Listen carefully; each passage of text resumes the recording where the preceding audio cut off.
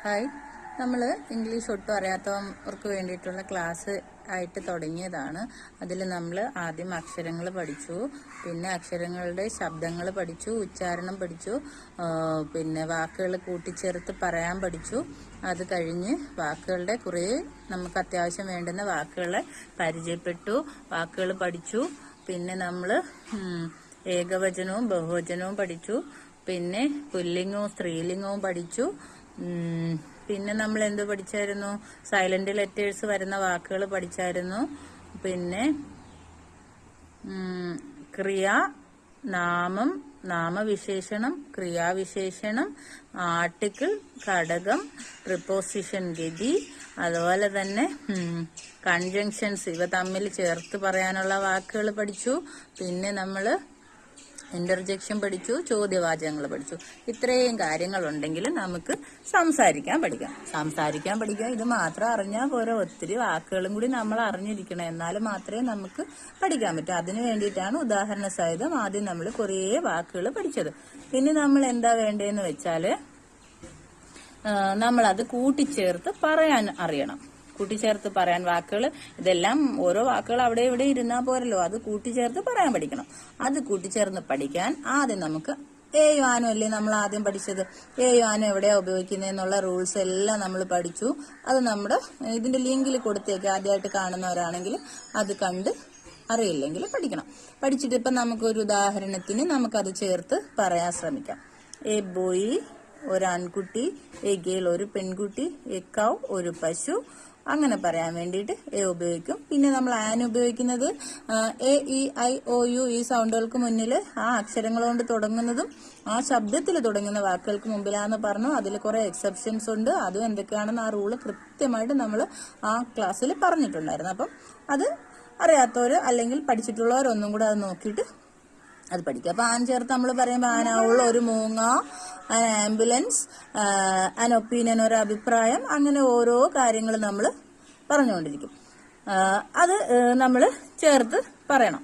പിന്നെ ദാ ഉപയോഗിക്കുന്ന എവിടെയാന്ന് വെച്ചാൽ ഒരു ഡെഫിനിറ്റ് ആണ്, ഡെഫിനിറ്റ് ആർട്ടിക്കിൾ ആണ് ദാ എന്ന് പറഞ്ഞു. ഇൻഡെഫിനിറ്റ് ആർട്ടിക്കിൾ ആണ് ഏയും ആനും എന്ന് പറഞ്ഞു.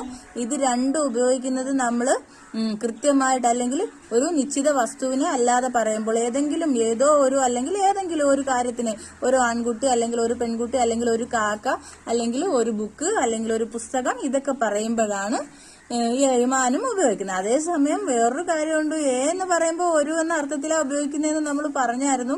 അത് അവിടെ വൺ ചേർക്കുന്നുണ്ട്. One book, one boy.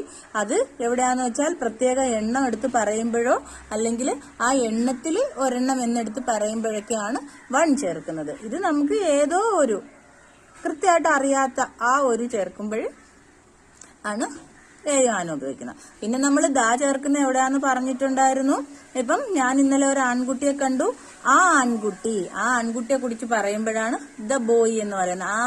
ആ ചേർക്കാൻ വേണ്ടിയിട്ട് ദാ ഉപയോഗിക്കുന്നത്. അപ്പം എ ബോയ് എന്ന് പറഞ്ഞത് ഇന്നലെ ഞാനൊരു ആൺകുട്ടിയെ കണ്ടു, അറിയത്തില്ല, അപ്പം ഏതോ ഒരു ആൺകുട്ടിയാണ്. അതുകൊണ്ടാണ് നമ്മൾ അവിടെ ഇൻഡെഫിനിറ്റ് ആർട്ടിക്കിളായ എ ഉപയോഗിച്ചത്.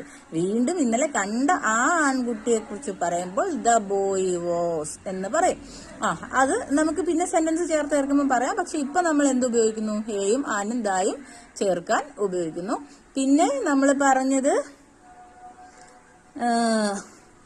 നമുക്കിതിൽ പിന്നെ നാമവിശേഷണവും ക്രിയാവിശേഷണവും ചേർത്തുള്ള 2-3 സെന്റൻസും കൂടെ പറയാം. ഇപ്പം നമ്മൾ അന്നേരം ആഡ് വെർബ് എന്ന് പറഞ്ഞാൽ ക്രിയാവിശേഷണം, അഡ്ജക്റ്റീവ് എന്ന് പറഞ്ഞാൽ നാമവിശേഷണം, ഇത് ചേർത്തിനുള്ള ഒരുപാട് ഉദാഹരണങ്ങൾ നമ്മൾ പഠിച്ചായിരുന്നു. അത് മനസ്സിൽ ഓർമ്മയുണ്ടെങ്കിൽ മാത്രമേ നമുക്കിത് സംസാരിച്ച് പഠിക്കാൻ പറ്റൂ. അപ്പൊ ഇനിയും പഠിച്ചിട്ടില്ലാത്തവർ അതൊക്കെ കണ്ട് അല്ലെങ്കിൽ സ്വന്തമായിട്ടോ വാക്കുകൾ കണ്ടെത്തി മനസ്സിലാക്കണം. വാക്കുകൾ അറിയാതെ നമുക്ക് സംസാരിക്കാൻ പറ്റത്തില്ലല്ലോ. അതിനാണ് നമ്മൾ ആദ്യം ഇതെല്ലാം പരിചയപ്പെട്ടത്. ഓക്കെ, അപ്പോൾ നാമവിശേഷണം വെച്ച് കുറച്ച് വാക്കുകൾ അറിയാം. ബ്യൂട്ടിഫുൾ ഗേൾ, സുന്ദരിയായ പെൺകുട്ടി. എ ക്ലെവർ ബോയ്, ബുദ്ധിയുള്ള ആൺകുട്ടി. സ്മാർട്ട് വുമൺ, സ്മാർട്ടായ ചുറുചുറുക്കുള്ള സ്ത്രീ. അതുപോലെ അഗ്ലി ഷൂസ്, വൃത്തികെട്ട ഷൂസ്, ആ ഷൂസിനെ വിശേഷിപ്പിച്ച് പറഞ്ഞതാ. ക്ലെവർ ബോയ് പറഞ്ഞു.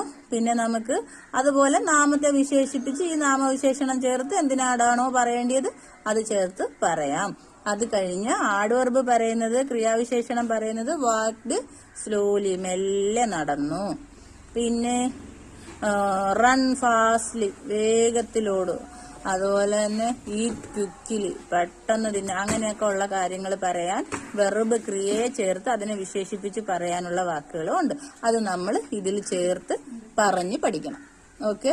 പിന്നെ നമ്മൾ പറയുന്നത് സിംഗുലറും പ്ലൂറലും ആണ്. സിംഗുലറും പ്ലൂറലും നമ്മൾ പഠിച്ചതും അതിലെ നിയമങ്ങളെല്ലാം എസ് അല്ലെങ്കിൽ ES ചേർത്തിട്ടാണ് സിംഗുലർ പ്ലൂറൽ ഉണ്ടാക്കുന്നതെന്ന് പഠിച്ചു. അതിനുള്ള നിയമങ്ങളും സ്പെല്ലിങ്ങിലുള്ള വ്യത്യാസങ്ങളും എല്ലാം നമ്മൾ പഠിച്ചായിരുന്നു. അപ്പം 2 ബോയ്സ്, 2 ആൺകുട്ടികൾ, അല്ലെങ്കിൽ 3 ഗേൾസ്, 3 പെൺകുട്ടികൾ, അല്ലെങ്കിൽ അതുപോലെ തന്നെ ഫ്രാക്ഷൻ ചേർത്ത് പഠിക്കാൻ എല്ലാം നമ്മൾ പഠിച്ചു കഴിഞ്ഞു. അപ്പോഴ് ഇതിപ്പം എല്ലാവർക്കും പറ്റുമല്ലോ. എയും ആനന്ദായും ചേർത്തും അതുപോലെ തന്നെ നാമവിശേഷണവും ക്രിയാവിശേഷണവും ചേർത്ത് പറയാനായിട്ട് മനസ്സിലായി കാണും എന്ന് വിശ്വസിക്കുന്നു. ഇനി ഒരു കാര്യം ചെയ്യുക, നമ്മൾ അന്ന് പഠിച്ചിട്ടുള്ളതോ അല്ലെങ്കിൽ മറ്റേതെങ്കിലും വാക്കുകളോ ചേർത്ത് വെച്ച് ഒരു സെന്റൻസ് 10 15 സെന്റൻസുകൾ ഉണ്ടാക്കി പഠിക്കുക. സ്വയം ഉണ്ടാക്കുക. അപ്പോഴത്തേക്കും ആ ഒരു കാര്യത്തിൽ കോൺഫിഡൻസ് ആവും. ബാക്കി കാര്യങ്ങൾ നമുക്കിനി അടുത്ത ക്ലാസ്സിൽ പറയാം.